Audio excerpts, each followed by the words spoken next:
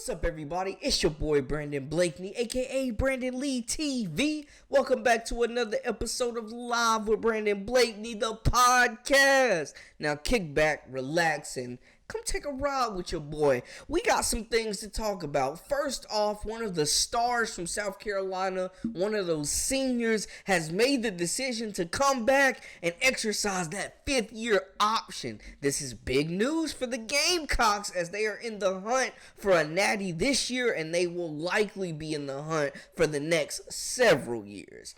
Also, Coach Kim Mulkey spoke about Caitlin Clark breaking Pistol Pete's record, who is an LSU alumni and who is one of my favorites of all time just to watch, man. Going back to the highlights, comparing their records, Caitlin Clark broke a men's basketball record, but did she really break a men's basketball record?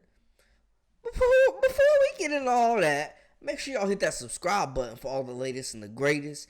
And join our memberships. We got that exclusive content coming daily, weekly, whenever you need it. Now, let's get into it. You are now locked into the Live with Brandon Blakeney podcast. Here is your host, Brandon Blakeney. South Carolina got some big news from one of their seniors. They have 3 of them. We don't know what Camila Cardoso, we don't know what the rest of the seniors are going to do. But we do know that one of them is coming back, and that is Te-Hina Paopao, the Oregon transfer sharpshooter, point guard, do-it-all, combo guard, is decided to come back to Columbia. Paopao has been an essential part to South Carolina, man. For one, the three-point shooting. Arguably, we already knew. Like, this is a young team overall. They needed some senior leadership. She has provided that and more. She's just turned the three-point shooting into a strength for them. She's averaging 11.5 points per game, 2.7 rebounds, 3.8 assists, and she's just an interchangeable piece that can play the 1, that can play the 2, that guards multiple positions at 5'9", that is hard-nosed, that is competitive, that already came in embracing this South Carolina culture and was just a perfect fit. Her style, her family-oriented ways, just, the way that she approaches the game. It was a perfect match for the style of play and the scheme and just the overall culture that Don Staley has built at South Carolina. Paopao was a great addition to that. It was big news when she initially transferred, and she's the perfect fit for this group. She filled a huge need in that backcourt, shooting the basketball. She made it to where you cannot play zone. Her and Bree Hall and Raven Johnson shooting the ball a lot better.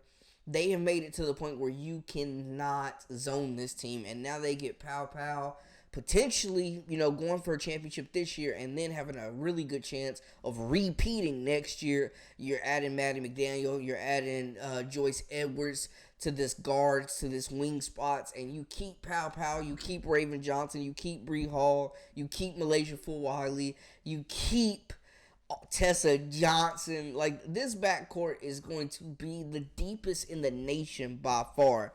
And I don't know if this will impact recruiting. I don't know, if this will matter. I don't know if this was expected. I don't know if this was communicated prior. Do they lose recruits off this? Does one of those guards decommit? Is Maddie McDaniel going to mind sitting on the bench? I mean, you kind of got to expect to.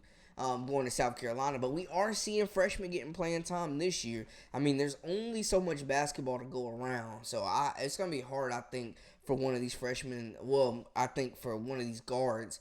They might not be done, but I think it'll be hard for McDaniel to see the floor. Maybe she will, I don't know.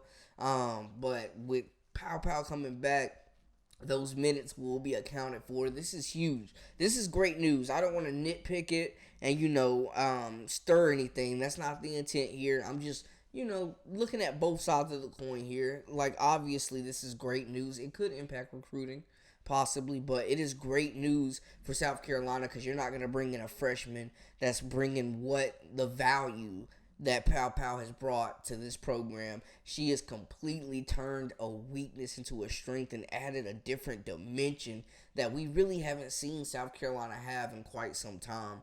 I think we there were some more higher profile transfers. We talked about Anissa Morrow. We talked about Haley Van Lith. But the most valuable transfer, I think we got to give it to Te-Hina Paopao. I think we got to. I think we got to give it to Te-Hina Paopao. Just the impact, and it's not all in the box score. I mean, the leadership, the poise, her being able to stir the ship, her being able to give those lessons and that experience and that veteran wisdom to these young players in this lineup, I think has benefited them tremendously. And it's still secret what she's meant to this team. It's still secret how this team feels about her, how this fan base feels about her. And hey, obviously she feels the same, and she's coming back exercising another year. This is huge, though. I mean, South Carolina has the potential to bring back every player on their roster, but maybe two. We still don't know what the other seniors are going to do yet, but looking at this is huge. This is breaking news. This is major, guys. This is huge for the Gamecocks going forward. And there was some talk that this could be a possibility and this might happen, but now we know it's official. And this is just great news. The rich keep on getting richer. Obviously, she feels like she still has more to prove. And I do think she's going to be making money one day playing professionally. I'm not sure where it'll be, but I think she will be making money professionally playing this game. She gets to continue to rack up on NIL, win games, get better being coached under Coach Don Staley.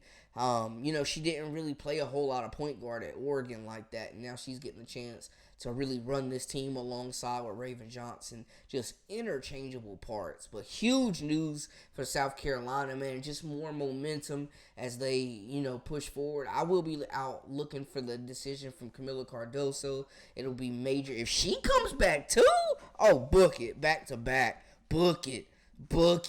I mean, I don't know if that will impact Sarah Strong's decision, but book it. I don't know, though.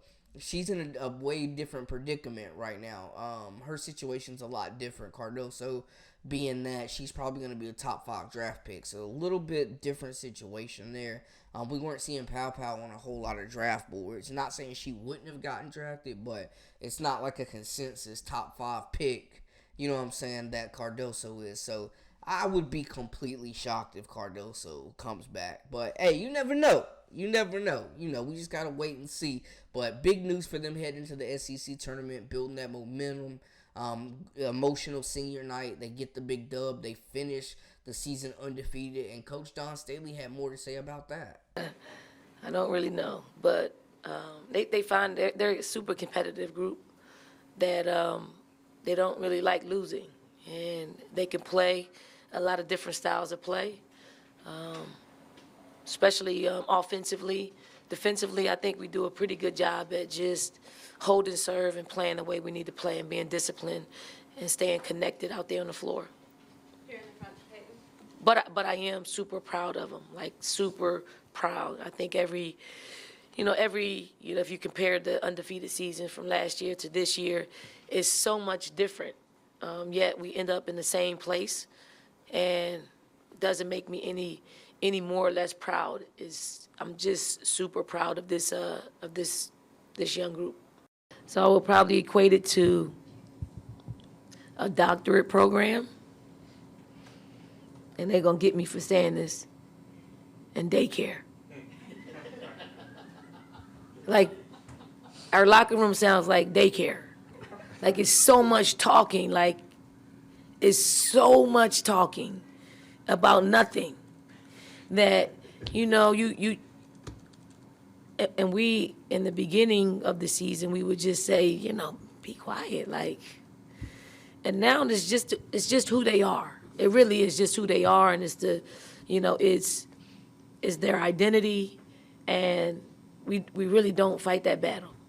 We just put our earplugs in and keep it moving. And in my previous video and a couple previous videos, we've been tracking Caitlin Clark. I've had my guy, Iowa Inside reporter, Nick Cousin, on the show talking about Caitlin Clark, just giving us the backstory, giving us those inside gems that we love to hear about, and giving us just all the latest, the scoop on what's going on. Of course, she broke Pistol Pete's record. Over the weekend, it was huge. Iowa upset number 2 Ohio State behind 35 points from Caitlin Clark. She continues to be sensational. She continues to rewrite history and just become, she's become a player that's in a tier of her own in certain aspects. And everybody's had a comment about what's going on. Coach Kim Mulkey had a comment, before we get into it, I just want to say it is different. Like, we got to be real. Pistol Pete did it in 3 years, averaging over 40 a game with no three-point line. It's different. What Caitlin's doing is exceptional for her generation. It's exceptional for a lot of generations, but it's more modernized. Like, the game has developed where it favors scorers more now. Could you imagine averaging a 40 ball in like the 70s in college, bro? Are you serious? No three-point line? He couldn't even play his freshman year. He had to play freshman basketball, and we're talking about 3 years of play.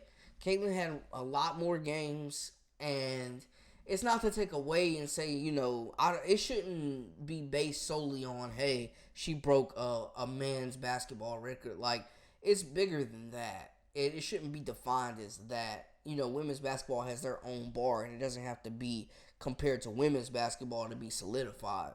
So I just want to make that clear. But also what Pistol Pete did was just on another level as far as, like, difference. Like, they're not even on, like, another level, like, elevated. I mean, to me personally, it's more impressive, I'm going to be honest. But I don't want to say it's on another level, but it's just, like, a different situation. Like, it's an entire different situation, a whole different era where now we have the three-point shot, which, is a huge benefit, and it's been a really big benefit for Caitlin Clark. She's known for her range. But Coach Kim Mulkey kind of spoke about, just comparing the two, and maybe there's a little homer in her as well, being at LSU, and Pistol Pete being an LSU alum. I don't look at comparing apples to oranges. What Clark has done is unbelievable, and her name will be right up there at the top. But he played over here with no three-point shot, no three-point line, 3 years.